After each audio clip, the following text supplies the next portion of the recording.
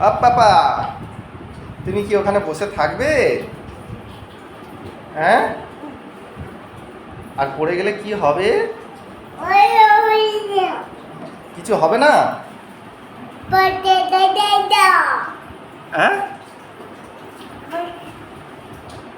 কে বসবে ওখানে? কে বসবে গো?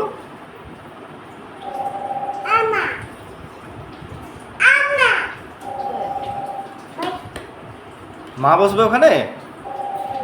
হ্যাঁ, তোমার পাশে মা বসবে?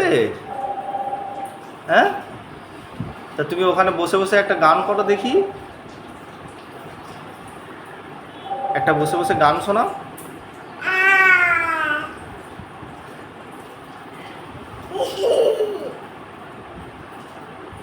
ভালো করে সুর করে।